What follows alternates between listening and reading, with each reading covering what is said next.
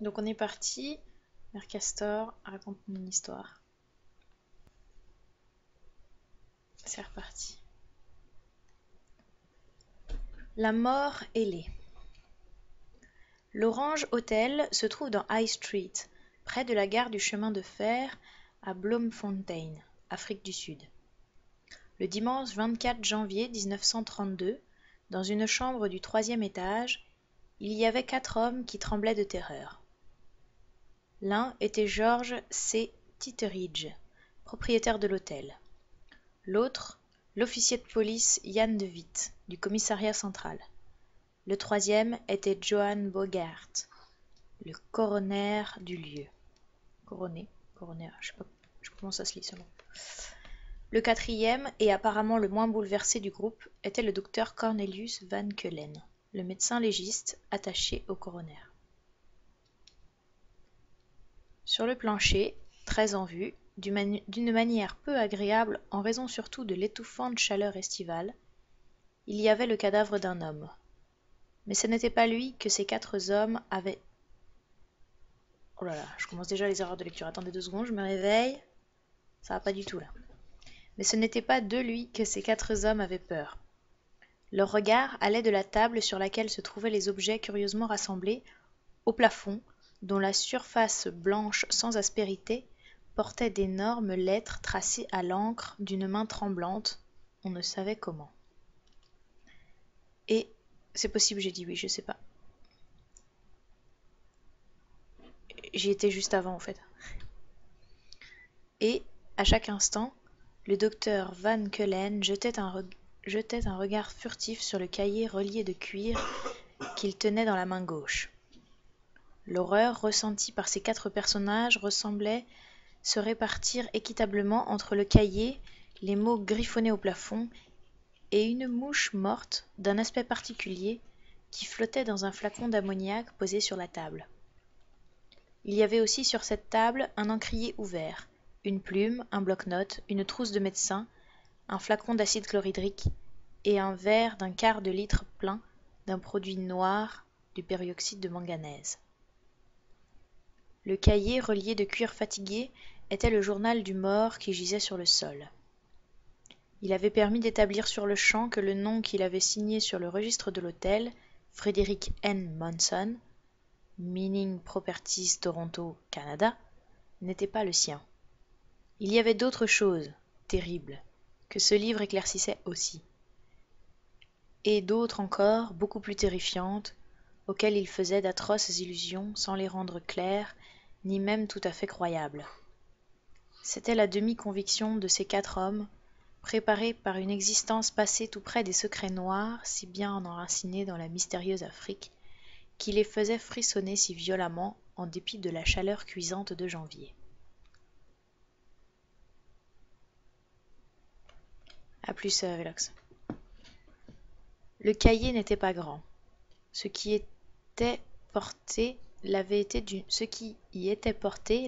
d'une jolie écriture fine, qui, cependant, devenait négligée et nerveuse vers la fin. Les notes avaient d'abord été jetées irrégulièrement sur le papier, puis devenaient finalement quotidiennes.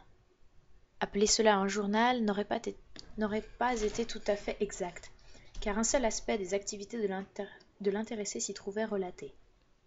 Le docteur Van Keulen reconnut le nom du défunt à l'instant même où il ouvrait le cahier. C'était l'un de ses éminents confrères qui s'était largement occupé de questions africaines. Un moment après, il fut horrifié de trouver son nom lié à un crime ignoble resté officiellement inexpliqué et dont les journaux, parus 4 mois plus tôt, étaient pleins. À mesure qu'il avançait dans sa lecture, son horreur, sa terreur, sa révulsion et son état de panique s'accentuaient. Voici, dans l'essentiel, le texte que le docteur lut à haute voix dans cette chambre sinistre et de plus en plus puante. Pendant ce temps, les 3 hommes qui l'entouraient avaient de la peine à respirer, s'agitaient sur leurs sièges, lançaient des regards terrifiés vers le plafond, la table, la chose étendue sur le sol, et échangeaient entre eux. Journal de Thomas Sulnwit, docteur en médecine. Concerne la punition de Henry Sargent Moore, docteur en philosophie de Brooklyn, New York, professeur de biologie des invertébrés à l'université Columbia, New York.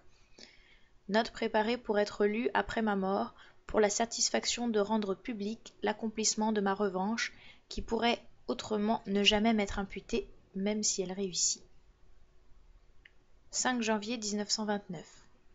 Je suis maintenant fermement résolu à tuer le docteur Henry Moore, et un récent incident m'a montré comment je devais m'y prendre. Désormais, je suivrai une ligne d'action cohérente. C'est pourquoi j'entreprends la rédaction de ce journal. Il est à peine nécessaire de rappeler les circonstances qui m'ont amené à prendre cette décision, car la partie informée du public est familiarisée avec tous les faits importants. Né à Trenton, New Jersey, le 12 avril 1885, je suis le fils du docteur Paul Sloan-Witt, originaire de Pretoria, Transvaal, Afrique du Sud. J'étudiais la médecine, conformément à la tradition de ma famille, et sous l'impulsion de mon père, mort en 1916 pendant que je servais en France dans un régiment sud-africain. Je me spécialisais dans les maladies africaines. Après avoir obtenu mon diplôme à Columbia, j'ai passé beaucoup de temps à effectuer des recherches qui m'ont mené à Durban, Natal, et jusqu'à l'Équateur. À Mombasa, j'ai mis au point ma théorie nouvelle concernant la transmission et l'évolution de la fièvre récurrente, aidée, mais très superficiellement, par les travaux de l'ancien médecin du gouvernement, Sir Norman Swale.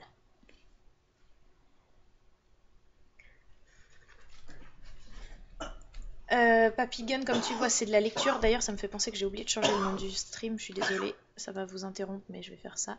Est-ce que vous entendez les... Ouais, ok, d'accord. Vous entendez Sax qui tousse. Bon, ok, c'est pas grave. C'est de la lecture et pas du Rimworld. J'ai oublié de mettre ça à jour. Désolée pour ceux qui sont arrivés en pensant que j'étais encore sur Rimworld.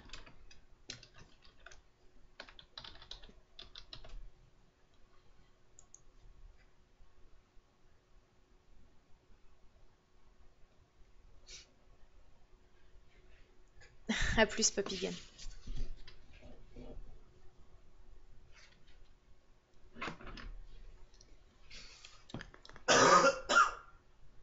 Non, il est malade.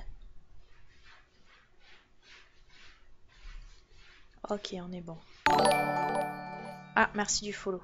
Par contre, je vais couper juste ça. Voilà. Merci Tester Gaming pour le follow. Oui, c'est bon. Je reviens. Ça va être compliqué. Une minute.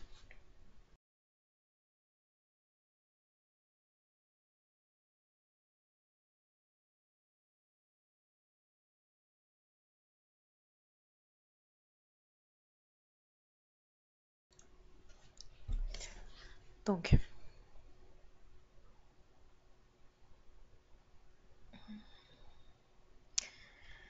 j'entrepris mes études concernant la transmission de l'évolution de la fièvre récurrente, aidée mais très superficiellement par les travaux de l'ancien médecin du gouvernement, Sir Norman Swale, que je trouvais dans la maison où je logeais.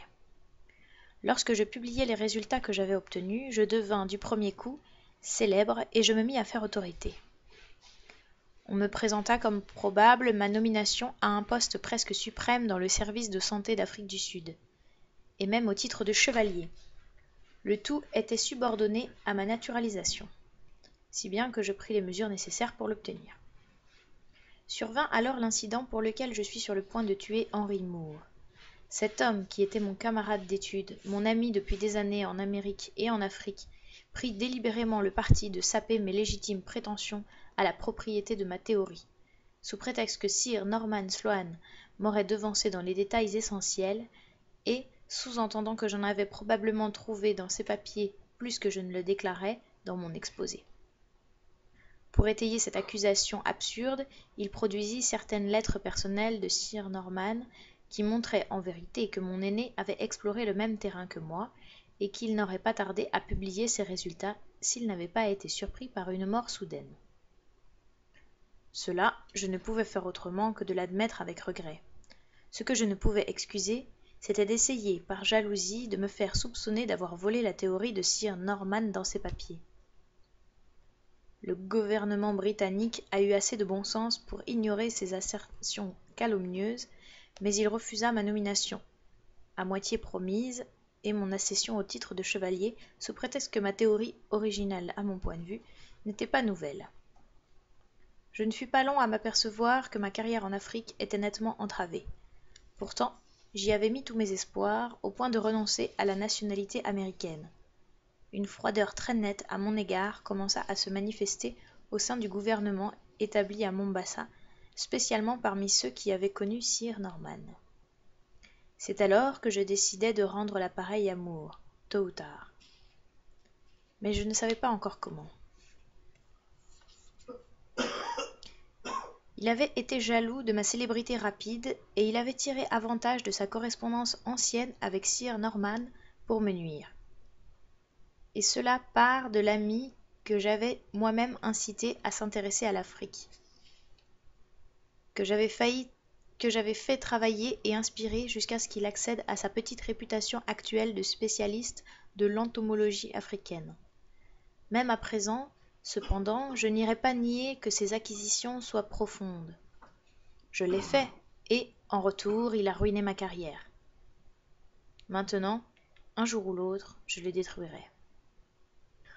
En voyant que je perdais du terrain à Mombassa, je me suis tourné vers la situation que j'occupe actuellement à Mgonga, à 75 km seulement de la ligne d'Ouganda. C'est un comptoir pour l'achat du coton et de l'ivoire, comportant seulement 8 hommes blancs en dehors de moi. Un trou épouvantable, presque à l'équateur, infesté de toutes les fièvres connues de l'humanité, des serpents et des insectes venimeux partout, des noirs atteints de maladies dont personne n'a jamais entendu parler en dehors des facultés de médecine. Mais mon travail n'est pas pénible et j'ai toujours eu énormément de temps pour dresser des plans concernant Henry Moore. Cela m'amuse de mettre son diptère d'Afrique centrale et du Sud en vedette dans ma bibliothèque. Je suppose qu'il est réellement le manuel consacré. On l'utilise à Columbia, Harvard, Wisconsin. Mais mes suggestions personnelles sont à la base de la moitié de ses meilleurs passages. La semaine dernière, j'ai rencontré la chose qui m'a fait prendre ma décision sur la façon de tuer Moore.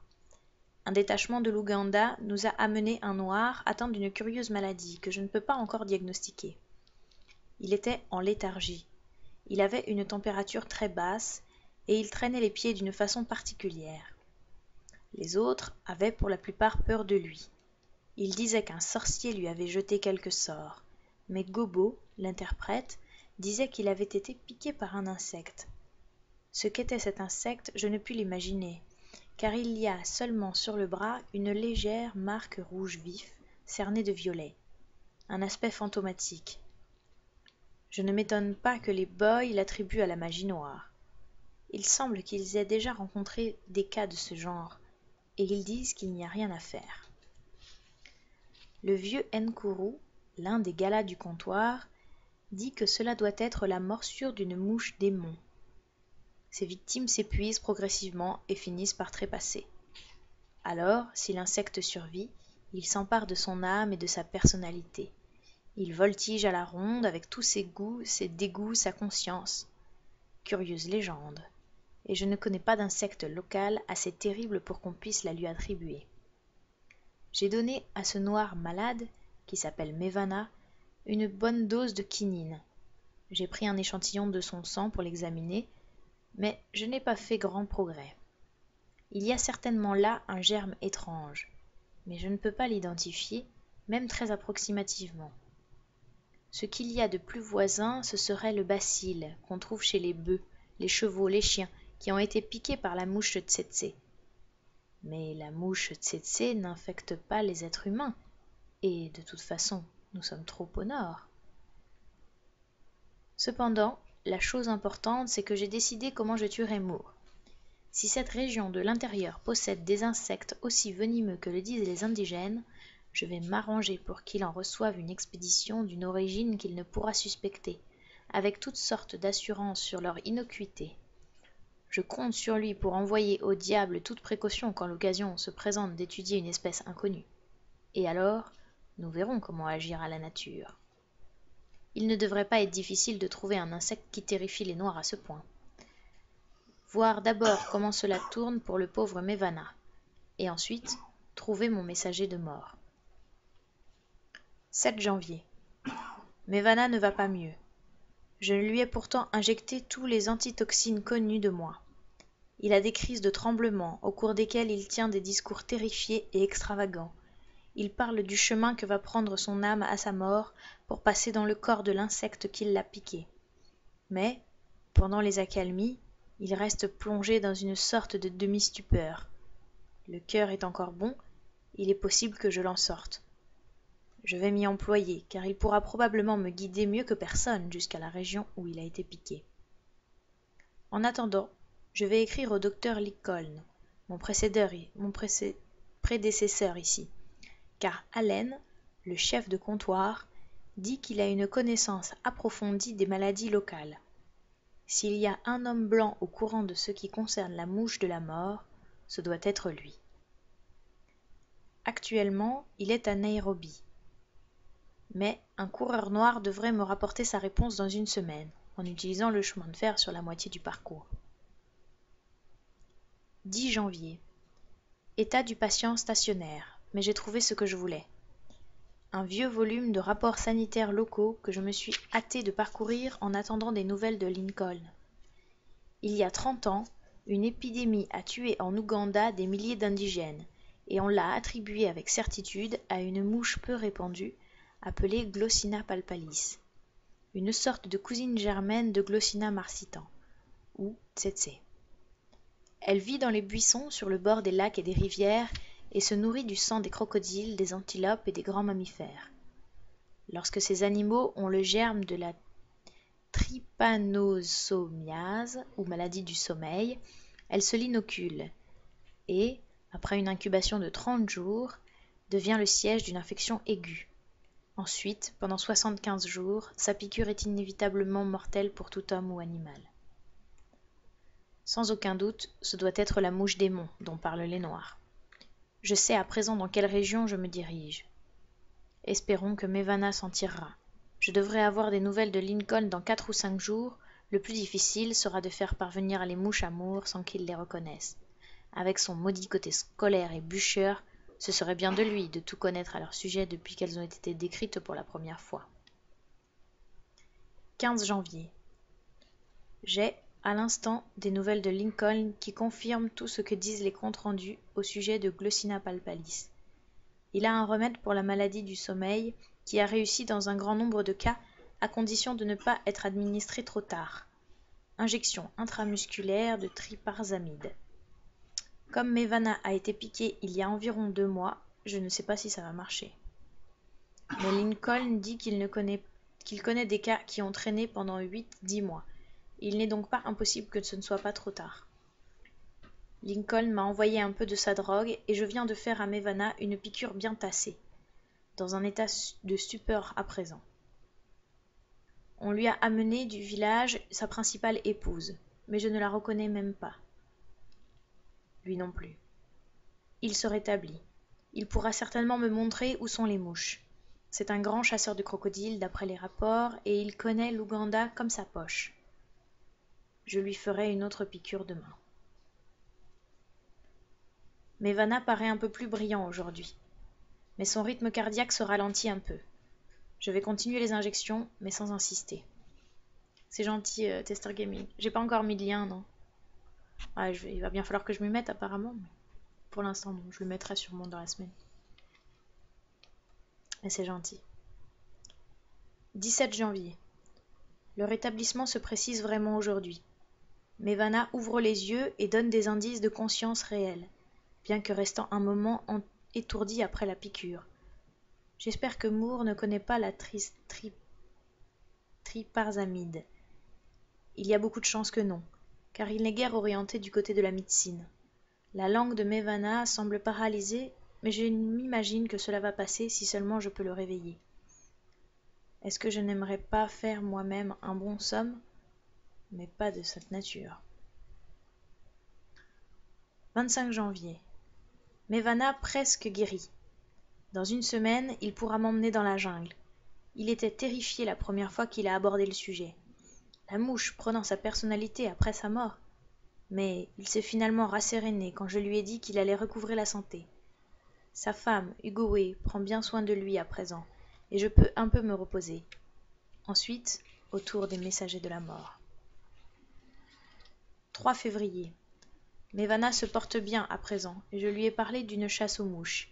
Il a peur d'aller près de l'endroit où il a été piqué, mais je joue sur la reconnaissance que je lui inspire.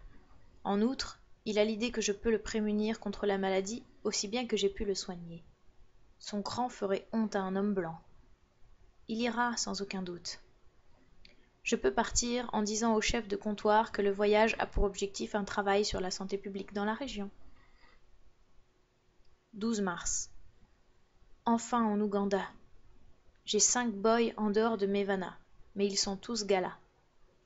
On ne peut engager de noirs du lieu pour venir à proximité de cette région à cause des bavardages concernant ce qui est arrivé à Mevana. Cette jungle est un endroit pestilentiel. De tous côtés se dégagent des vapeurs chargées de miasmes. Tous les lacs paraissent stagnants. À un endroit, nous avons découvert des vestiges de ruines cyclopéennes que même les galas évitent par un grand détour. Ils disent que ces mégalithes datent d'une époque antérieure à l'apparition de l'homme. C'étaient des repères ou des avant-postes de pêcheurs d'ailleurs, quel que soit le sens de ces mots, et des dieux malfaisants Tsagowa et Cthulhu. On dit qu'ils ont encore aujourd'hui une influence maléfique et un certain rapport avec les mouches démons. 15 mars. Arrivé ce matin au lac Mlolo, où Mevana a été piqué. Un endroit infernal, recouvert d'une écume verte, infesté de crocodiles. Mevana a installé un piège à mouches en mailles très fines avec moi et avec pour appât de la viande de crocodile. L'entrée est très étroite. Une fois à l'intérieur, la proie ne sait pas comment en sortir. Les mouches sont aussi stupides que dangereuses. Elles sont également friandes de viande fraîche et attirées par un bol de sang. J'espère que nous allons pouvoir en faire de bonnes provisions. J'ai décidé de faire mes expériences avec elles, en trouvant un moyen de changer leur apparence de telle sorte que Moore ne les reconnaisse pas.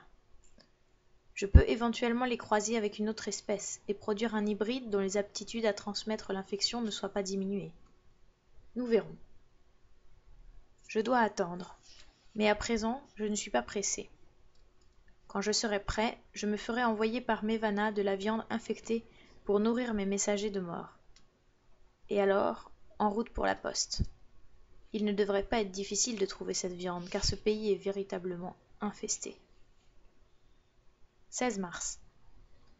J'ai eu de la chance. 2 cages pleines. 5 spécimens vigoureux avec des ailes étincelantes comme des diamants. Mevana est en train de les faire passer dans une grande boîte dont le couvercle est fait de mailles très serrées. Je pense que nous les avons attrapés dans le minimum de temps. Nous pouvons les emporter à Mgonga sans difficulté en nous munissant d'une bonne provision de viande de crocodile pour leur nourriture. Il n'est pas douteux que ces mouches soient toutes, pour la plupart, déjà infectées. 20 avril. Rentrée à Mgonga. Occupé au laboratoire. J'ai demandé au docteur Just à Pretoria quelques mouches tsetse pour les expériences d'hybridation.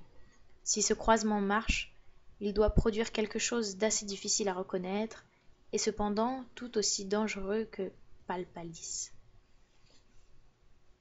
Si ça ne marche pas, j'essaierai d'autres diptères de l'intérieur et j'ai écrit au docteur Van der Welge à Ningwe pour lui demander quelques spécimens du Congo.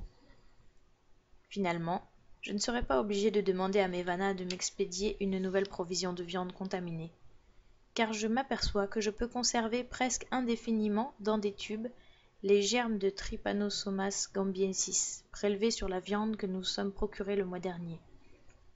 Le moment venu, j'ensemencerai un peu de viande fraîche, j'en ferai absorber une bonne dose par mes messagers ailés, et je leur souhaiterai bon voyage. 18 juin. Les mouches tsetse envoyées par Just sont arrivées aujourd'hui. Les cages pour la reproduction étaient prêtes depuis longtemps et je suis en train à présent d'opérer les sélections. J'ai l'intention d'utiliser des rayons ultraviolets pour accélérer le cycle. J'ai heureusement le dispositif nécessaire dans mon matériel normal. Naturellement, je ne dis à personne ce que je suis en train de faire. L'ignorance des rares hommes se trouvant ici me permet de dissimuler facilement mes objectifs et de faire semblant d'étudier simplement les espèces existantes pour des raisons médicales. Le croisement est fertile. Bon dépôt d'œufs mercredi dernier. Et maintenant, j'ai quelques larves étincelantes. 29 juin.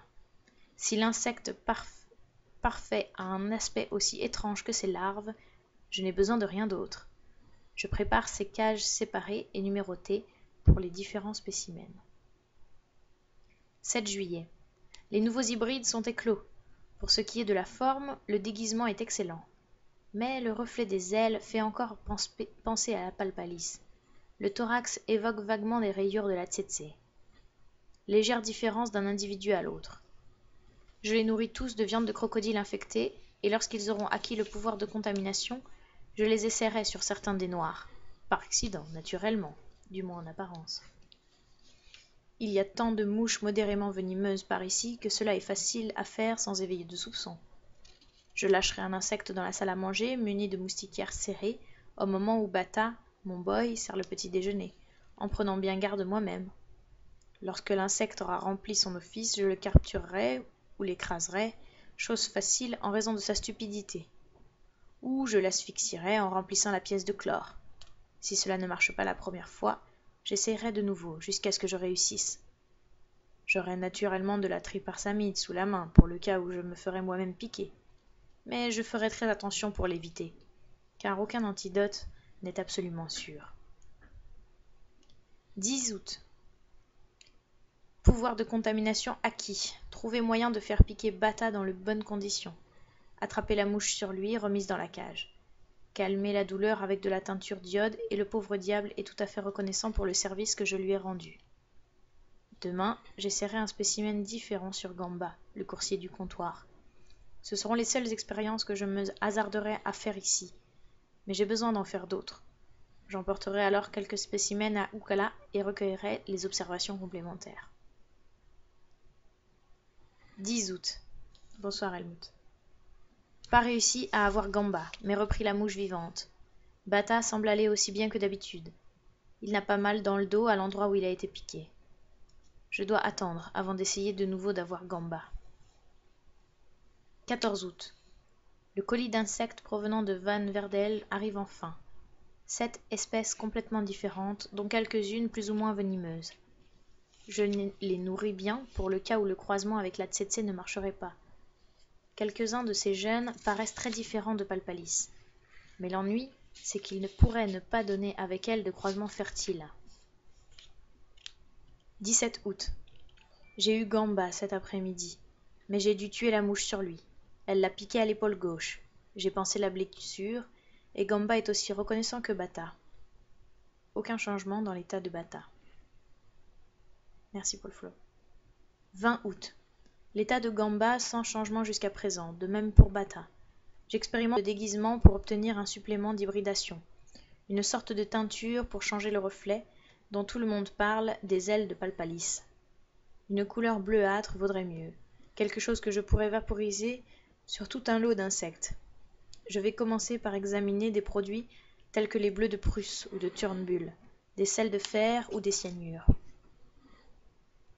25 août. Bata s'est plaint aujourd'hui d'avoir mal dans le dos. Il est possible que les choses prennent tournure. 3 septembre. Ai réalisé de bons projets dans mon expérimentation. Bata présente des signes de léthargie et a dit que son dos lui faisait mal sans arrêt. Gamba commence à ressentir une légère douleur dans l'épaule où il a été piqué. 24 septembre. Bata va de plus en plus mal et commence à avoir peur à cause de sa piqûre. Pense que ce doit être la mouche démon et m'a suppléé de la tuer, car il m'avait vu la remettre en cage, jusqu'à ce que je lui affirme qu'elle était morte depuis longtemps. Il a dit qu'il ne voulait pas qu'au moment de sa mort, son âme passe dans le corps de l'insecte. Je lui ai fait des piqûres d'eau pour lui maintenir le moral. La mouche conserve évidemment toutes les caractéristiques de Palpalis. Gamba est lui aussi très abattu. Il présente les mêmes symptômes que Bata. Je vais peut-être prendre la décision de lui donner sa chance en lui administrant la triparsamide. car l'effet produit par la mouche me semble suffisamment établi. Cependant, j'abandonnerai Bata à son sort, car je veux avoir une idée approximative du temps qu'il faut pour atteindre le dénouement. C'est possible qu'il ronfle, ouais. Désolé, hein. C'est ça ou l'entendre rager sur le... Les expériences de teinture se poursuivent dans de bonnes conditions. Un isomère du cyanure de fer, additionné de sel de potassium, est soluble dans l'alcool et vaporisé sur les insectes donne un effet splendide. Il teint les ailes en bleu sans modifier sensiblement la couleur sombre du thorax, et cela tient à l'eau. Avec ce déguisement, je crois pouvoir utiliser les hybrides actuels de la tsetse sans me soucier de procéder à d'autres expériences. Malgré sa vivacité d'esprit, Mort ne pourra reconnaître une mouche à ailes bleues avec la moitié de thorax tsetse. Naturellement, je tiendrai cette histoire de teinture rigoureusement secrète. On ne devra jamais, par la suite, pouvoir établir la moindre connexion entre ces mouches bleues et moi. 9 octobre. Bata est en léthargie et a gardé le lit. Voilà 2 semaines que je donne de la tripazamide à Gamba, et j'imagine qu'il va se rétablir. 25 octobre. Bata est très bas. Gamba presque bien. 18 novembre. Bata est mort hier. Il est arrivé une chose étrange qui m'a fait vraiment frissonner en pensant aux légendes transmises par les indigènes et aux frayeurs de Bata lui-même. Quand, après sa mort, je suis retourné au laboratoire, j'ai entendu dans la cage 12, contenant la mouche qui avait piqué Bata, le plus étrange bourdonnement et le bruit d'une grande agitation. L'animal paraissait en proie à une véritable frénésie, mais il s'arrêta dès que j'apparus. Il s'est posé sur la toile métallique et m'a regardé de la plus étrange façon. Il faisait passer les 4 pattes au travers, comme s'il avait été désorienté. Quand je suis revenu, après avoir dîné avec Allen, il était mort. Évidemment, il était devenu fou furieux et s'était heurté aux parois de la cage au point de se tuer. Il est certainement étrange que cela se soit produit au moment précis où Bata mourait. Si un noir avait assisté à la scène, il l'aurait immédiatement attribué à l'introduction dans son corps de l'âme du pauvre diable. Avant longtemps, je ferai partir mes hybrides teints en bleu. Le taux d'accident mortel de l'hybride, s'il doit y avoir une différence, semble légèrement supérieur à celui de Palpalis de pure race. Bata est mort 3 mois et 8 jours après l'inoculation.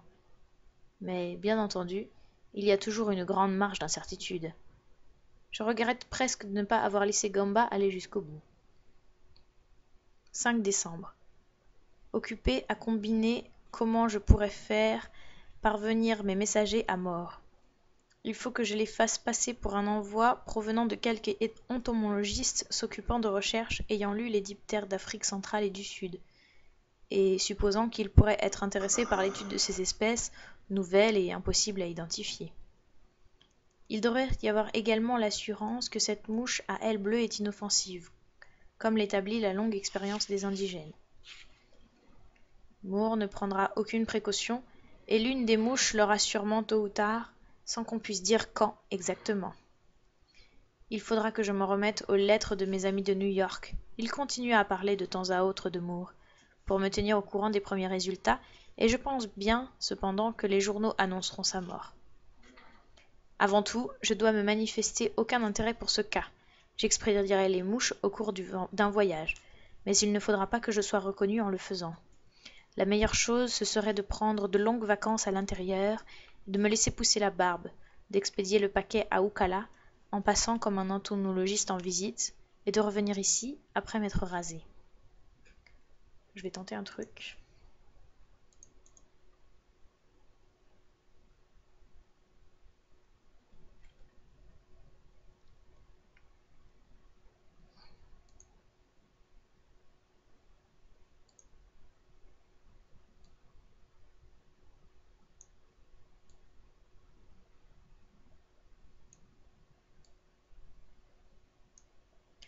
Normalement, vous m'entendez toujours là. Et ça permet que vous entendiez moins les respirations derrière. Ça devrait aller mieux. 12 avril 1930. De retour à Mgonga après un long voyage. tout s'est passé à merveille, avec une précision d'horloge. Ai expédié les mouches à Moore sans laisser de traces. Pris vacances de Noël le 15 décembre et suis parti immédiatement avec la drogue appropriée. Préparé un excellent emballage postal avec de la place pour y ajouter un peu de viande de crocodile infectée comme nourriture pour mes messagers. Vers la fin février, j'avais assez de barbe pour la tailler à la Van Dyck. Ai fait mon apparition à Ocala le 9 mars, tapé une lettre à Moore sur la machine du comptoir, ai signé Neville Wayland Hall, nom supposé d'un entomologiste de Londres. Je crois avoir pris le ton qu'il fallait, intérêt en qualité de confrère scientifique et ainsi de suite. Ai pris, avec beaucoup d'art, un air détaché pour insister sur la complète innocuité des spécimens. Personne n'a rien soupçonné. Me suis rasé dès que j'ai eu atteint la brousse, si bien que lorsque je serai rentré, il n'y aura aucune inégalité de bronzage. Me suis passé de porteur indigène, sauf pour une petite partie des marécages. Je peux faire des merveilles avec un simple havresac, et mon sens de l'orientation est bon. Une chance que je sois habitué à ce genre de voyage. Ai expliqué mon absence prolongée en invoquant une atteinte de fièvre et quelques erreurs de direction en traversant la brousse. Mais maintenant se présente la partie la plus difficile du point de vue psychologique. Attendre des nouvelles de Moore sans laisser paraître la moindre préoccupation. Naturellement, même pendant le temps où le venin est encore virulent, il peut encore y échapper ou n'être pas piqué. Mais avec son insouciance, il n'a qu'une chance sur 100 pour que cela lui arrive. Je ne regrette rien. Après ce qu'il m'a dit, il le mérite, et bien davantage. 30 juin 1930. Hurrah! La première étape est franchie. Je viens tout à fait par hasard d'entendre Dyson de Columbia dire que Moore avait reçu d'Afrique quelques nouvelles mouches à ailes bleues et qu'il est joliment embarrassé. Pas question de piqûre, mais si je connais les façons qu'a Moore de bâcler le travail comme je crois les connaître, cela ne saurait tarder. 27 août 1930. Lettre de Morton de Cambridge. Il dit que Moore écrit qu'il se sent très à plat et fait allusion à une piqûre à la nuque faite par un curieux insecte qu'il a reçu comme spécimen nouveau vers le milieu de juin. Ai-je réussi? Apparemment, Moore n'établit pas de rapport entre la faiblesse qu'il ressent et la piqûre. Si c'est la bonne drogue, alors Moore a été piqué en plein milieu de la période où l'insecte transmet l'infection. 12 décembre 1930. Victoire! Une autre lettre de Dyson dit que Moore est vraiment dans un état alarmant. À présent, il attribue sa maladie à la piqûre que lui a faite l'insecte, dont l'identité l'intrigue profondément, aux alentours du 19 juin. Il essaie d'entrer en contact avec un certain Neville Wayland Hall, qui lui a expédié les colis d'insectes. Sur la centaine que je lui ai envoyés, environ 25 semblent lui être arrivés vivants. Quelques-uns se sont échappés au moment où il a été piqué. Mais plusieurs larves sont sorties, des œufs pondus depuis la date d'expédition.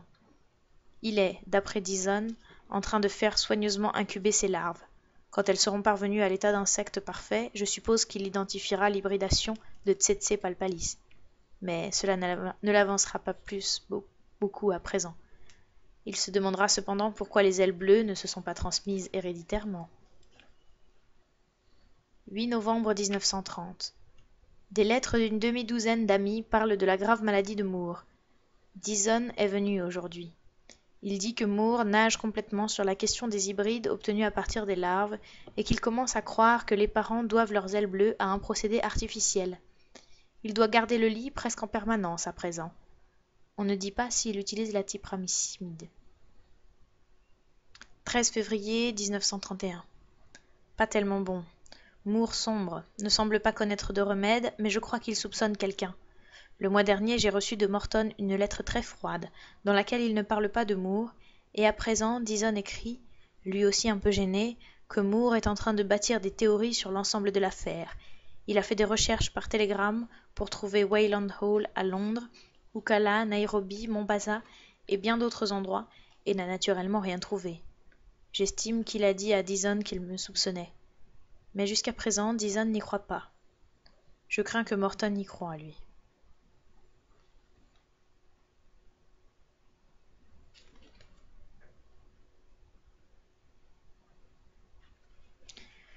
Je vois qu'il vaut mieux dresser un plan pour partir d'ici et changer d'identité pour de bon.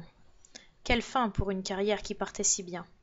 Je crois que je retournerai en Afrique du Sud et d'ici là, je vais tranquillement verser des fonds à mon propre crédit, Frédéric Mason de Toronto, Canada, courtier en concessions minières.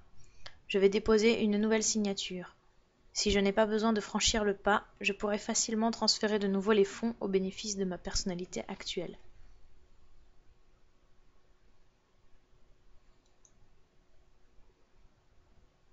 Hmm.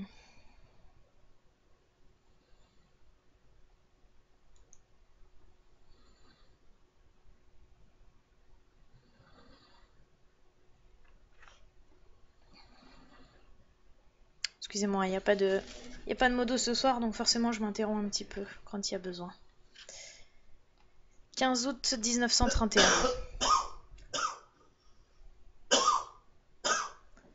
La moitié d'une année s'est écoulée, et les choses restent encore en suspens. Dyson et Morton, aussi bien que plusieurs autres amis, semblent avoir cessé de m'écrire. Le docteur James de San Francisco a de temps à autre des nouvelles d'amis de Moore. Il dit que celui-ci ne sort plus, pour ainsi dire, du coma. Depuis mai. Il ne peut plus marcher. À peine pouvait-il parler. Et c'était pour se plaindre d'avoir froid. À présent, il ne peut plus du tout, et il a pourtant encore des éclairs de conscience. Sa respiration est courte et rapide, on l'entend jusqu'à une certaine distance. Il ne fait pas de doute qu'il soit rongé par le Tryponosa gambiensis, mais il résiste mieux que les noirs de la région. Bata n'a tenu que 3 mois et 8 jours, et Moore a déjà survécu plus d'1 an à sa piqûre. Entendu le mois dernier des bruits au sujet de recherches intensives dans la région d'Ucala pour découvrir Wayland Hall. Je ne crois pas avoir à m'inquiéter pour le moment. Cependant, parce qu'il n'y a absolument rien qui puisse établir un lien entre cette affaire et moi. 7 octobre 1931. C'est enfin terminé. Des nouvelles dans la Mombasa Gazette. Mort et mort. En septembre, après une crise de tremblement et avec une température largement inférieure à la normale. Question réglée. J'ai dit que je l'aurais et je l'ai eu.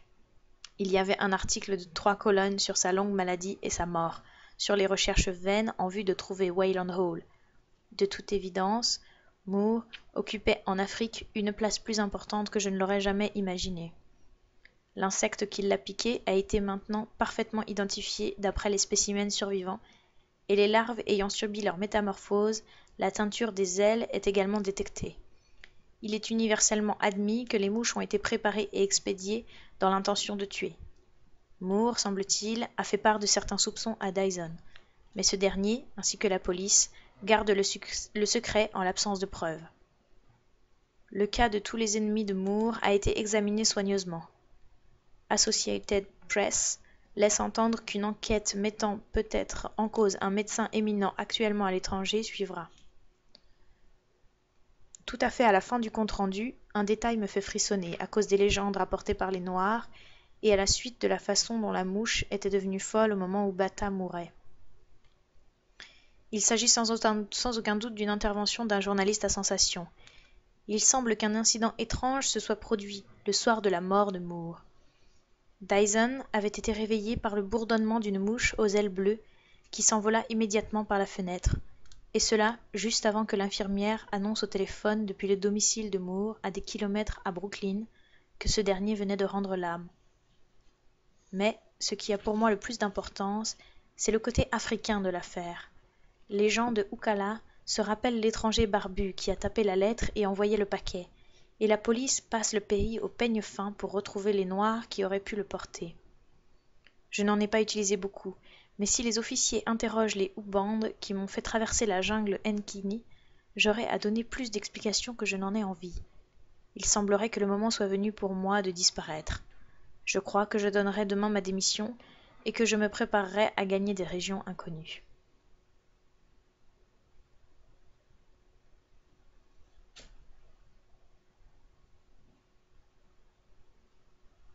Salut Lampa Padura. Merci pour le passage. Non, je pense que c'est surtout un message d'encouragement par rapport au troll Tester Gaming en fait.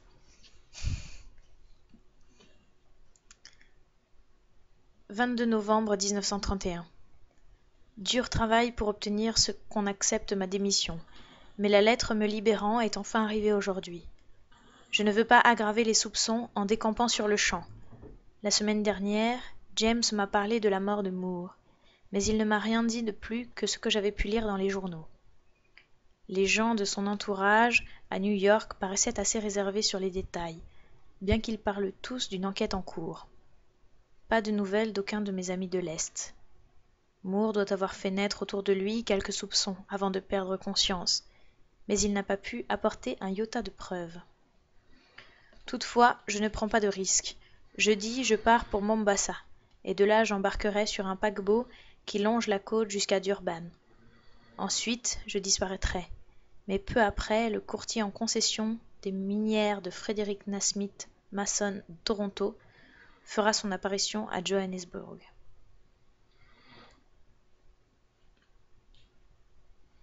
Que mon journal prenne fin ici, si, en définitive, je continue à ne pas être soupçonné, il atteindra après ma mort le but que je m'étais tout d'abord fixé, en révélant ce qui serait autrement resté ignoré. Si, d'autre part, ces soupçons se matérialisent et persistent, il confirmera et clarifiera les charges vagues et comblera bien des lacunes importantes et embarrassantes. Naturellement, si je rencontre le danger sur mon chemin, il faudra que je le détruise. Bon, Moore est mort, comme il le méritait amplement. Maintenant, le docteur Thomas Lenwitz est mort lui aussi. Et, quand le corps appartenant entièrement à Thomas Lenwitz sera mort, le public pourra prendre connaissance de ce compte-rendu. 15 janvier 1932. Une année nouvelle, et à contre-cœur, je rouvre ce journal. Cette fois, je n'écris que pour soulager mon esprit, car il serait absurde d'imaginer que le dossier n'est pas définitivement clos. Je suis installé au Va'a Hotel, à Johannesburg, sous mon nouveau nom, et personne n'a jamais, jusqu'ici, mis en doute mon identité. J'ai eu quelques conversations d'affaires sans suite, pour continuer à jouer mon rôle de courtier dans les mines, et je crois pouvoir réellement travailler dans cette partie. Plus tard, j'irai à Toronto pour recueillir quelques témoignages, étayant mon passé fictif. Mais ce qui me préoccupe, c'est cet insecte qui est entré dans ma chambre aujourd'hui, vers midi. Naturellement, j'ai eu toutes sortes de cauchemars, il n'y a pas longtemps, à propos de mouches bleues. Mais on ne pouvait pas ne pas s'y attendre en raison du surmenage nerveux auquel j'ai été soumis. Cependant, cette chose avait quelque chose de réel, constaté à l'état de veille, et je suis totalement incapable de l'expliquer. Cela a bourdonné autour de ma bibliothèque pendant un bon quart d'heure, et a déjoué toutes mes tentatives pour l'attraper ou le tuer.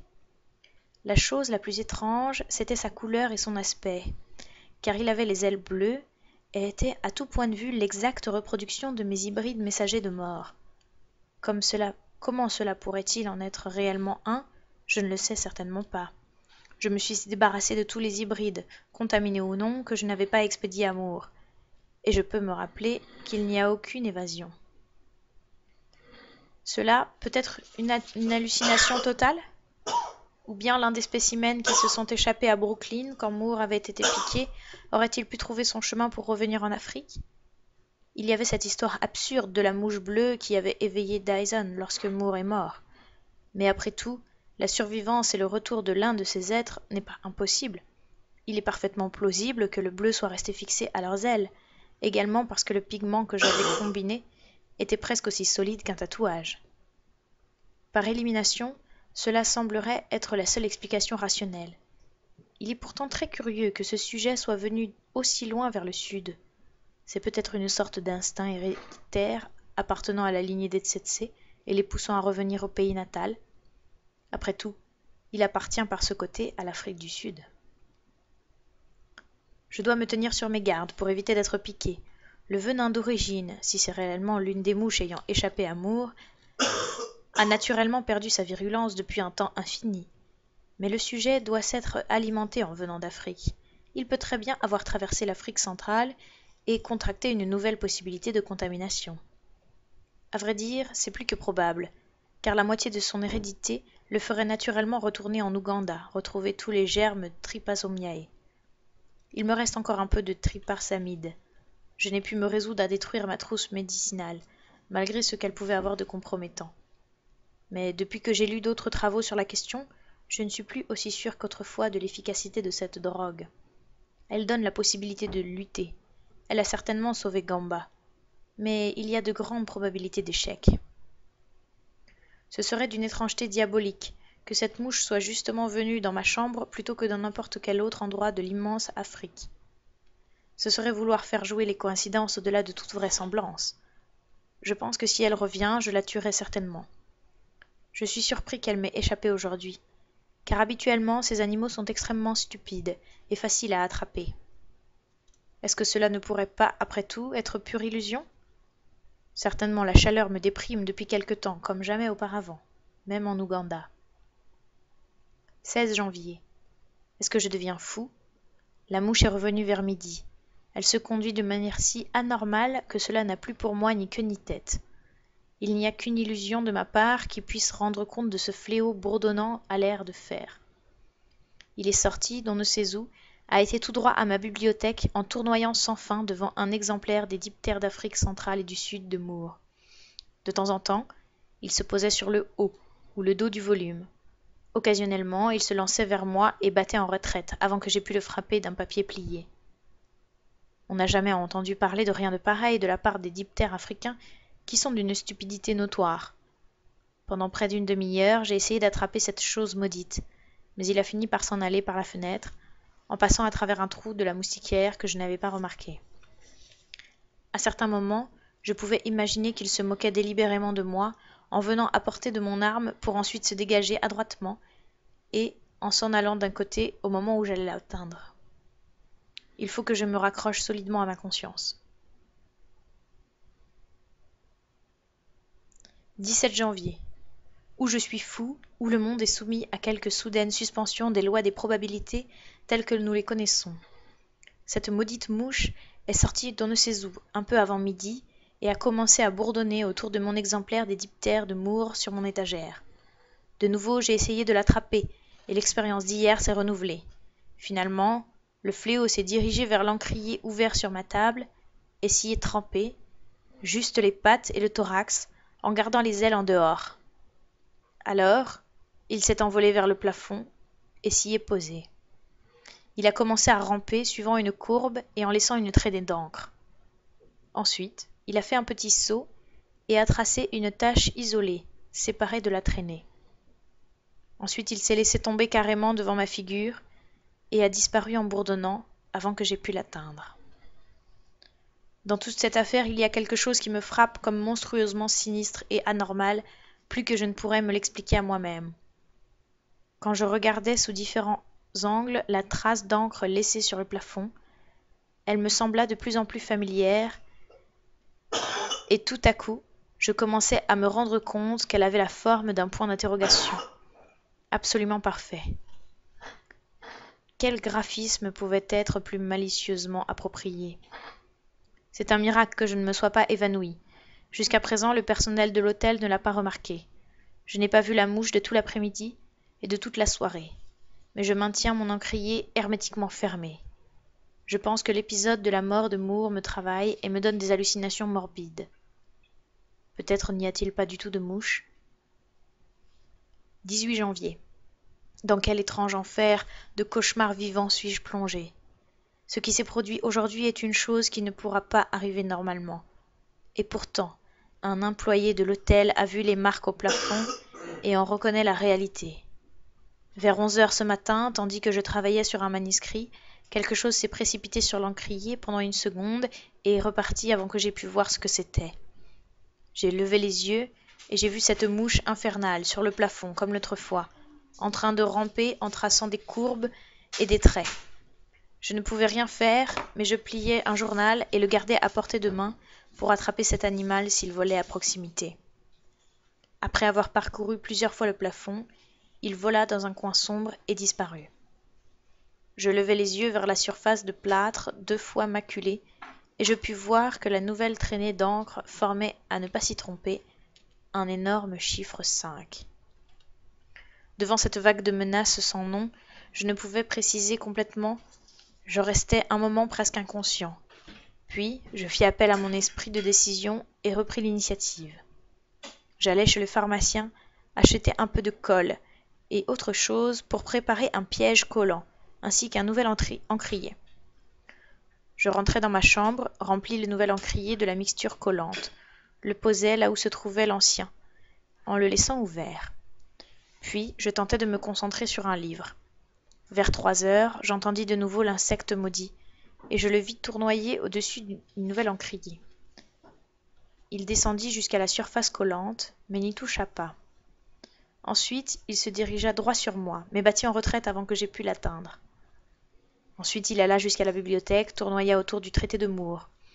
Il y a quelque chose de profondément diabolique dans la façon dont l'intrus rôde autour de ce livre. Ce qu'il y a eu de pire s'est produit à la fin. Abandonnant les livres de Moore, l'insecte vola vers la fenêtre ouverte et se mit à se cogner contre la moustiquaire suivant un certain rythme. Il y avait une série de coups, puis une série de traits d'égale longueur, et une autre pause, et ainsi de suite.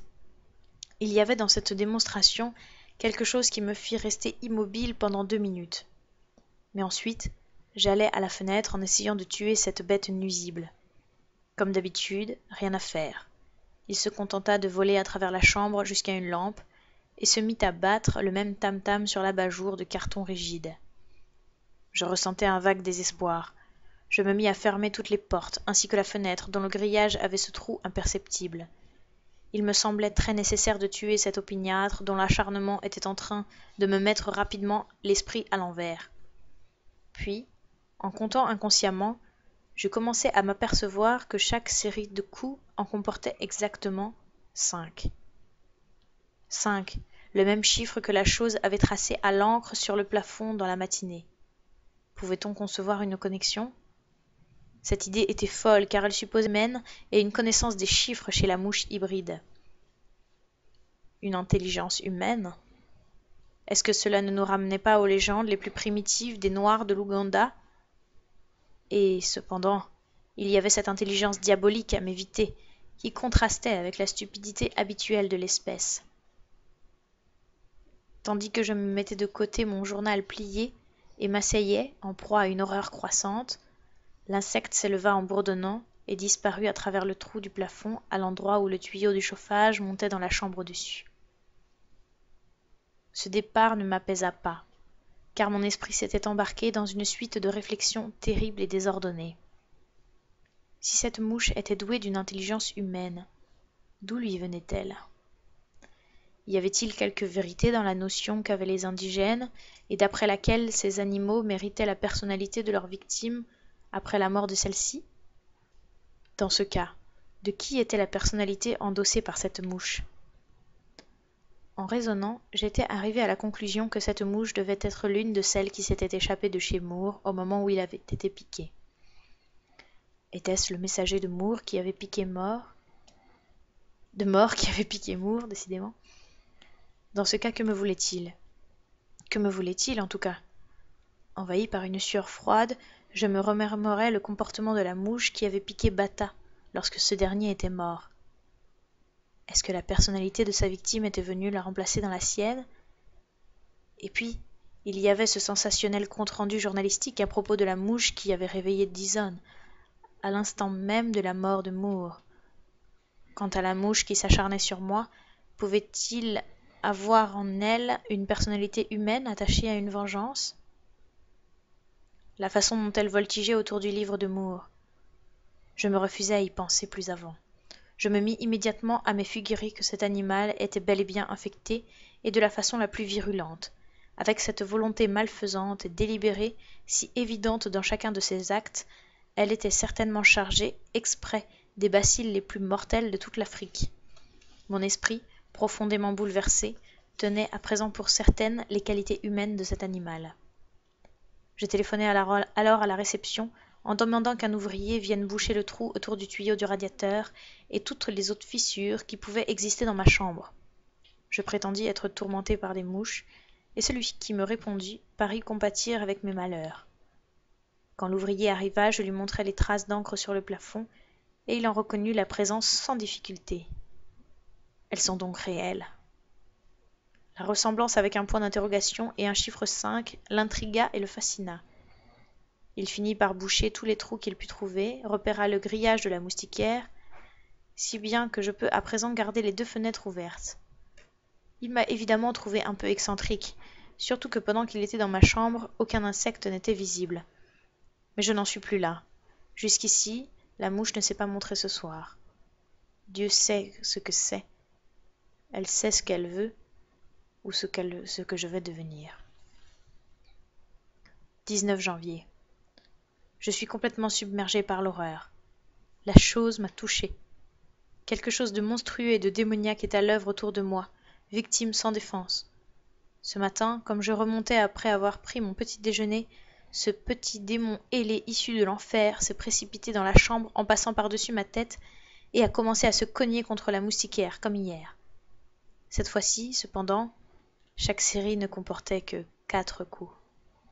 Je me suis précipitée à la fenêtre et j'ai essayé de l'attraper, mais comme d'habitude, il m'a échappé, a voltigé au-dessus du traité de Moore en bourdonnant d'un air moqueur. Ses organes vocaux sont limités, mais j'ai remarqué que ces courtes périodes de bourdonnement arrivaient par séries de 4. J'étais, dès cet instant, certainement devenu fou, car je lui criais « Moore, Moore, pour l'amour de Dieu, que voulez-vous » Au même instant, l'animal cessa brusquement de tournoyer. Il vint vers moi, fit un lent et gracieux plongeon en l'air, ressemblant un peu à un salut. Puis, il retourna au livre, du moins c'est ce que j'ai cru voir. Mais je ne me fie plus au témoignage de mes sens. Et alors, la pire chose s'est produite. J'avais laissé ma porte ouverte, espérant que si je ne réussissais pas à l'attraper, le monstre s'en irait. Mais, vers 11h30, je refermai la porte, pensant qu'il était parti, je m'installai pour lire. À midi précise, je sentis un chatouillement sur la nuque, et quand j'y portai la main, je ne trouvai rien. Un moment plus tard, je sentis de nouveau ce chatouillement, et avant que j'aie pu bouger, cet innommable suppôt de l'enfer, arrivant derrière moi, se montra, fit un autre de ses plongeons moqueurs et gracieux en l'air, et s'envola à travers le trou de serrure que je n'aurais jamais cru assez grand pour lui livrer passage. La chose m'a touché, et il n'y a aucun doute. Elle m'a touché sans me faire de mal, et je me rappelai alors, glacé par une frayeur subite, que Moore avait été piqué sur la nuque à midi. Depuis, aucune nouvelle intrusion, mais j'ai bouché le trou des serrures avec du papier, et je vais avoir toujours un journal plié tout prêt à être utilisé chaque fois que j'ouvrirai la porte pour sortir ou entrer. 20 janvier. Je ne peux pas entièrement croire au surnaturel, mais je crains néanmoins être perdu. L'affaire me dépasse.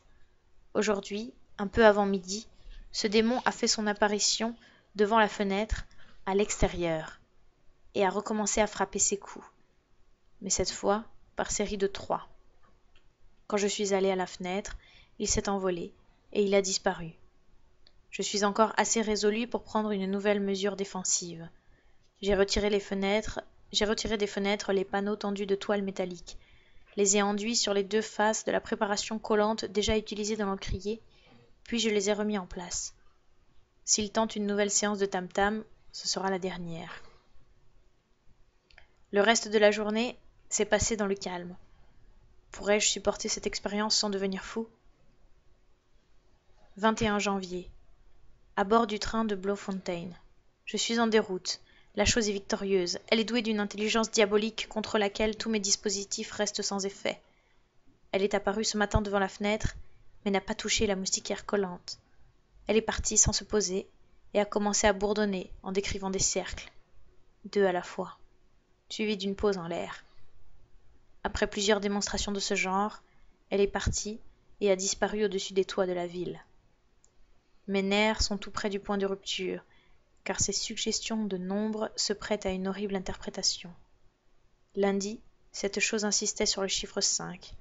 Mardi, c'était 4. Mercredi 3, aujourd'hui c'est 2. Cela ne peut être, sinon un monstrueux et impensable compte à rebours des jours. Dans quel but ? Seules les puissances maléfiques de l'univers peuvent le savoir. J'ai passé tout l'après-midi à faire mes malles, à empaqueter mes affaires, et à présent, j'ai pris l'express de minuit pour Bloemfontein. La fuite est peut-être inutile, mais que puis-je faire d'autre ? 22 janvier. installé à l'Orange Hotel Bloemfontein, confortable et excellent. Mais l'horreur m'a suivi. J'avais fermé toutes les portes et les fenêtres, bouché les trous de serrure, cherché toutes les fissures possibles, baissé les stores, mais peu avant midi, j'ai entendu frapper un coup mat à l'un des panneaux grillagés. J'ai attendu. Après une longue pause, ce fut un autre coup. Une seconde pause, et encore un coup isolé. Je relevai le store, et je vis la mouche maudite, comme je m'y attendais. Elle décrivit, en l'air, lentement, un grand cercle, puis disparut. J'étais comme une loque, je dus m'allonger sur le divan. 1. Tel était le contenu du message que le monstre pour aujourd'hui, du monstre pour aujourd'hui. Un coup, un cercle. Cela voulait-il dire qu'il me restait un jour avant de subir un destin qu'il valait mieux ne pas imaginer? Devais-je m'enfuir à nouveau ou me retrancher dans cette chambre après l'avoir hermétiquement fermée? Après 1 heure de repos, je me sentis en mesure d'agir.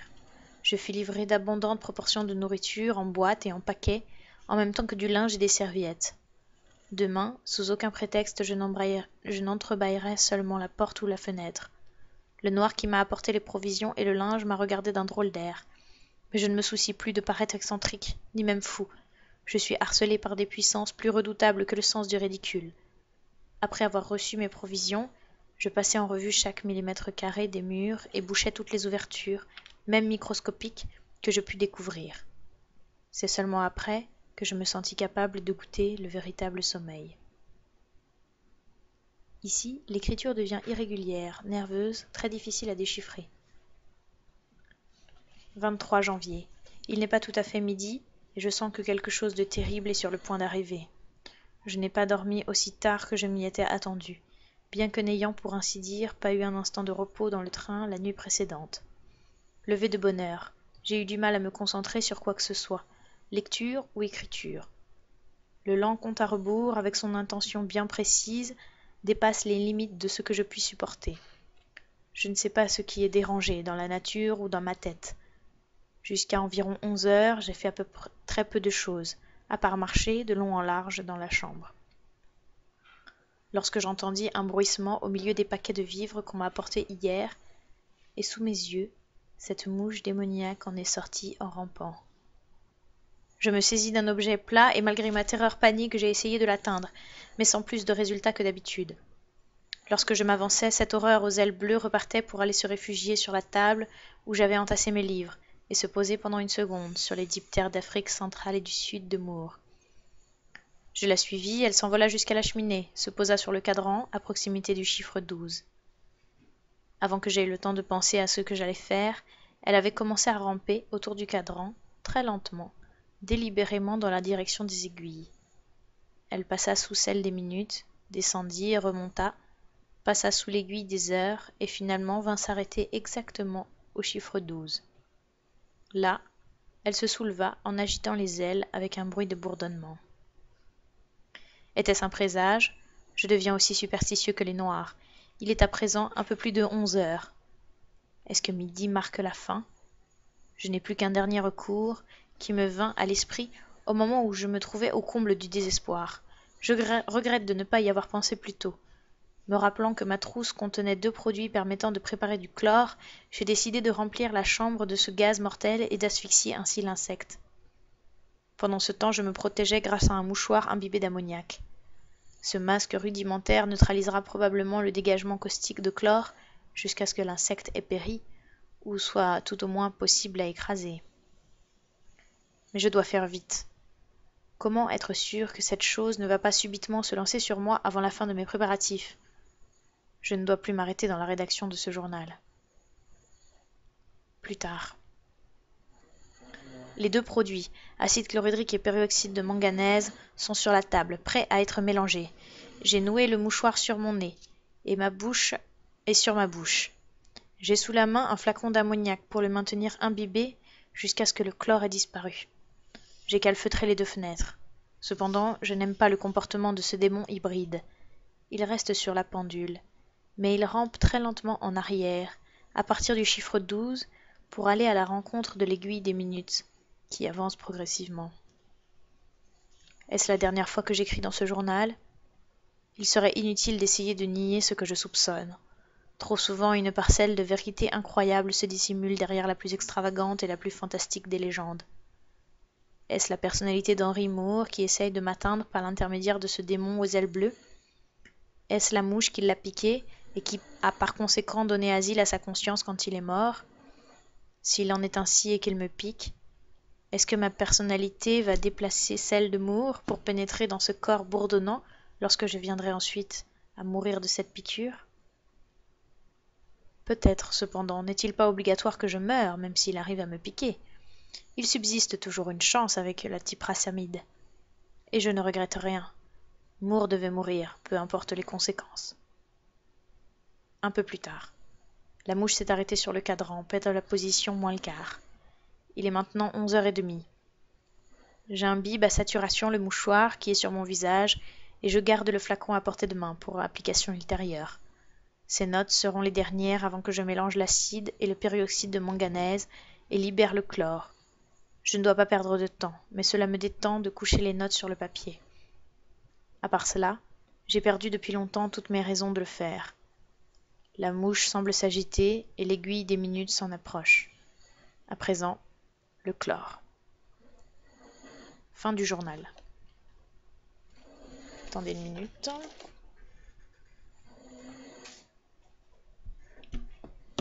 Non, j'arrive pas à l'interrompre.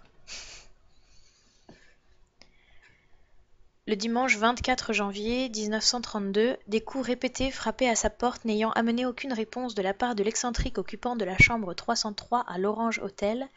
Un domestique noir entra avec son passe et ressortit aussitôt en courant, poussant des cris de terreur dans l'escalier, pour dire à l'employé de la réception ce qu'il avait trouvé. Celui-ci, après avoir prévenu la police, fit venir le directeur. Ce dernier accompagna le constable de Witt, le coroner Bogert et le docteur Van Keulen jusqu'à la chambre tragique. L'occupant de cette chambre était étendu, mort, sur le sol, la figure tournée vers le haut, recouverte d'un mouchoir dégageant une forte odeur d'ammoniac. Sous cette protection, ses traits exprimaient une vive et totale frayeur qui se communiqua au spectateur. Sur la nuque, le docteur Van Keulen découvrit une piqûre d'insecte virulente, rouge foncé, cernée de violet, qui faisait penser à une mouche tsetse, ou quelque chose de moins inoffensif. Un examen a montré que la mort devait être attribuée à une défaillance cardiaque déterminée par une terrible et étrange frayeur, plutôt qu'à la piqûre elle-même. Cependant, une autopsie ultérieure a révélé que le germe de la trypanosomia avait été introduit dans l'organisme.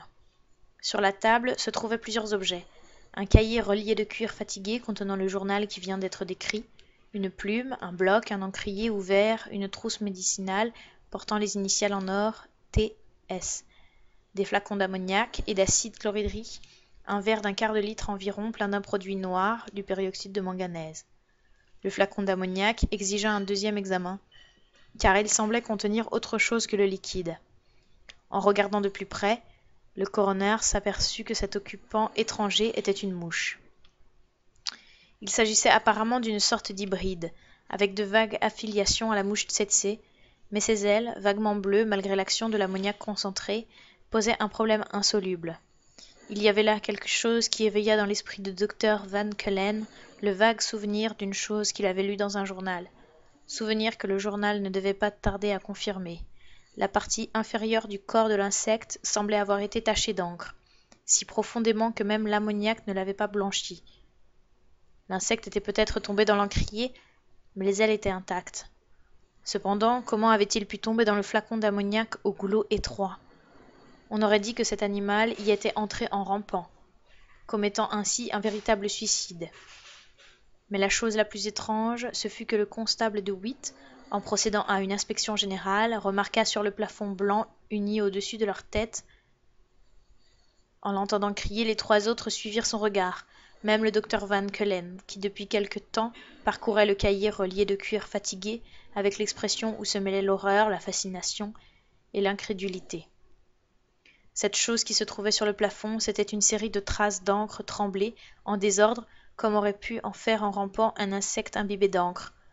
Tout le monde pensa immédiatement aux taches qui se trouvaient sur la mouche si étrangement découverte dans le flacon d'ammoniac. Mais ce n'étaient pas des traces d'encre ordinaires, même un premier coup d'œil révélant qu'elles étaient en quelque sorte familières au point d'être obsédantes. Mais un examen fait de plus près arracha des exclamations de surprise et d'étonnement aux 4 observateurs.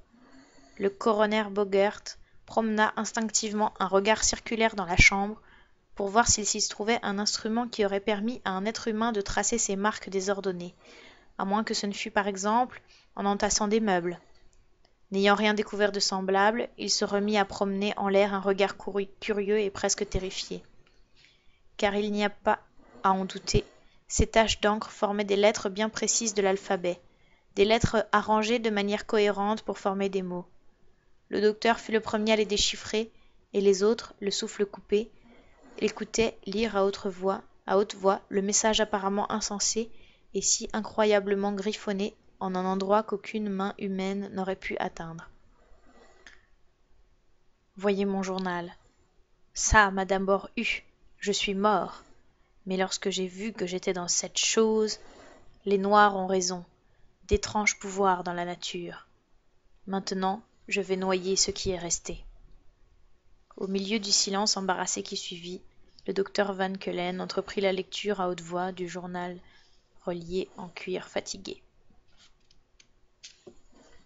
Voilà. Pile 21h. Si ça, c'est pas beau. Niveau planning, mes amis, on s'en sort très bien. Je vais aller réveiller Sax parce qu'il m'a demandé de le réveiller quand j'aurai terminé, qu'il pourrait reparler.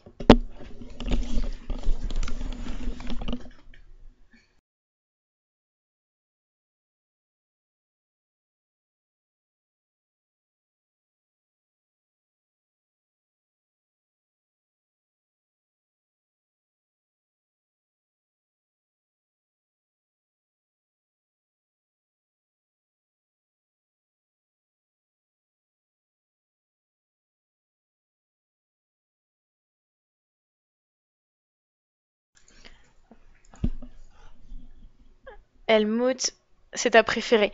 Ouais, elle est chouette. C'est vrai qu'elle est chouette. Moi, pour l'instant, ma préférée, c'est vraiment celle sur le monstre dans la nuit, là. Mais j'avoue que celle-ci est pas mal aussi. On a atteint la moitié du bouquin. Donc je pense qu'en lisant encore tous les soirs, cette semaine, ça sera fini. Après, c'est une des premières histoires où on voit, je sais pas vous comment vous l'avez senti, mais moi je trouve on voyait quand même bien la fin se profiler en fait. Après, c'est plus l'ambiance qui est décrite qui apportait un intérêt au truc, mais super bien raconté. C'est gentil, Tester Gaming, mais j'ai encore des progrès à faire sur la lecture. Faudrait que j'essaye de m'améliorer sur les liaisons, le bafouillage, tout ça, tout ça. Mais pour l'instant, j'ai pas trop le temps de préparer les lectures en fait. Normalement, ce que je devrais faire, ça serait le lire une première fois avant de vous le lire à vous. Mais j'ai pas encore trop le temps pour l'instant. J'essaierai de m'organiser ça dans les semaines qui viennent après. Surtout si on lit des romans en fait. Et Cthulhu, c'est aussi une nouvelle ou tout un roman. Cthulhu, c'est un dieu très ancien, plutôt démoniaque, enfin un peu chelou, glauque quoi. Qui fait partie intégrante de tout l'univers de Lovecraft en fait, Napster. C'est-à-dire qu'il est toujours présent, sous-jacent dans le monde de Lovecraft. Je sais même pas s'il a un livre consacré. C'est-à-dire qu'il est toujours évoqué, il fait partie du monde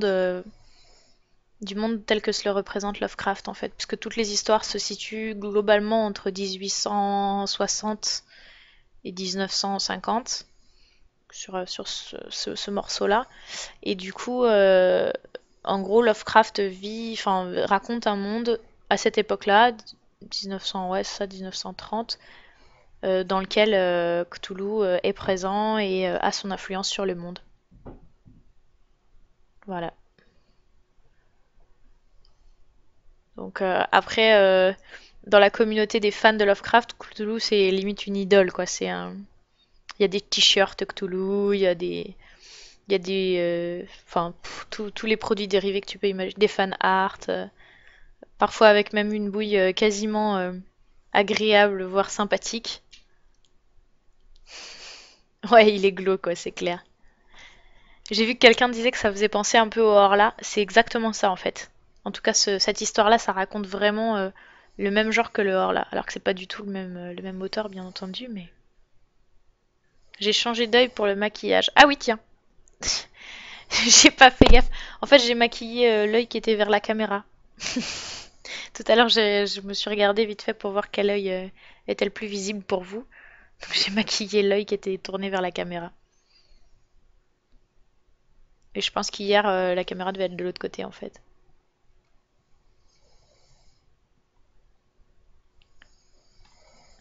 J'ai vu que ça parlait de... Je sais plus qui est-ce qui disait qu'il avait la flemme de lire habituellement. C'est Rankil Box. J'espère que bah, du coup t'as bien profité de la lecture. Je sais même pas si t'es resté. Je vois pas la liste des spectateurs. Parce que bon, quitte à pas lire soi-même, si on aime les histoires, autant écouter quoi. Pour découvrir un peu le style. Donc voilà, il nous reste. J'avais un peu peur en voyant que la nouvelle se terminait pas. J'avais peur d'être obligée de la finir avant. Oh, elle a l'air chouette la suivante. Oh, ça s'appelle le nécrophile. C'est une courte. Ensuite, on a sourd, muet et aveugle. Le mangeur de spectres. Jusqu'à ce que toutes les mères. L'horreur dans le musée qui donne son nom au livre. Surgit du fond des siècles. Et le journal d'Alonzo Typer. Voilà, il nous reste tout ça à lire pour la semaine. Cthulhu, Yog-Sothoth et Dagon. Ouais, c'est ça. C'est ça, Shuka. Bah, Shuka a l'air d'être même plus calé que moi en Lovecraft, hein, parce que moi j'ai lu quelques livres, mais j'avoue que je suis plus fantasy que fantastique, donc... Antoine, dégueulasse. Ça sera pour demain.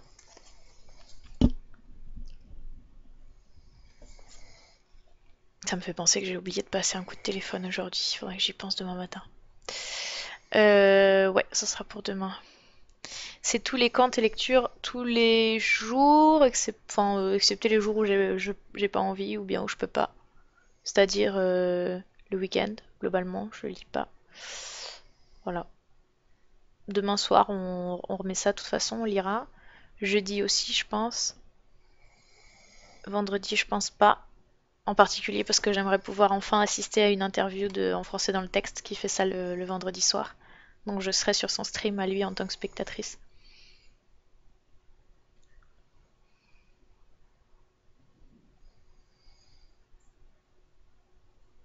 On n'est pas sur Skype. Choukat est réclamé apparemment sur Skype.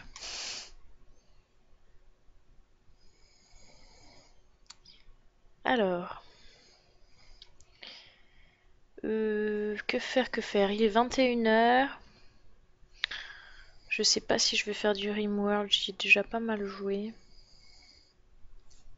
Je pense que je vais aller lire pour moi en fait. Ça fait longtemps que je me suis pas lu un livre. Et le fait de lire à haute voix, ça me donne envie de lire un peu. Je regarde si j'ai des jeux qui me branchent là, mais non. Écoutez, je pense que pour ce soir, je vais vous abandonner. Je sais plus ce que j'avais dit tout à l'heure, si je jouerais ou pas. Mais on a déjà fait du Rimworld, on a fait du Don't Starve aujourd'hui. J'ai été pas mal sur l'écran tout l'après-midi. Donc là, je pense que soit je vais aller me bouquiner un truc, soit je vais aller suivre les streams des copains et des copines. Voilà. Je sais pas qui est-ce qui est en ligne en ce moment.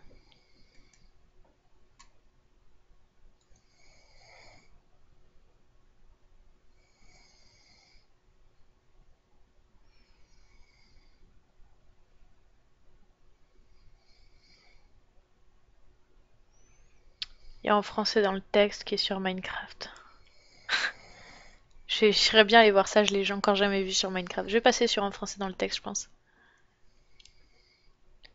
J'ai bien reçu ton tweet. Oui, Antoine, j'ai reçu ton tweet et je te remercie encore des encouragements. Je suis ravie, moi, hein. Si, franchement, enfin, déjà les encouragements, ça fait super plaisir, mais si vous passez un bon moment, moi, c'est ce que je recherche. C'est aussi simple que ça. Moi, j'aime bien lire et j'aime bien que les gens passent un bon moment à écouter une histoire si c'est leur trip. Donc, avec plaisir. Voilà, j'ai vu qu'il y avait eu quelques follow pendant la soirée. Je vous ai pas remercié nominément parce que j'étais en train de lire. Je voulais pas trop me déconcentrer. Parce que dès que je regarde le chat, après, je lis n'importe comment. Donc, je vous remercie à tous pour les follow. Je vous dis bonne soirée. À demain soir si ça vous branche d'écouter les histoires suivantes. Je vais noter ça tout de suite. Normalement, il y aura le replay comme d'hab sur sur le stream. Voilà, je coupe. Bonne soirée tout le monde.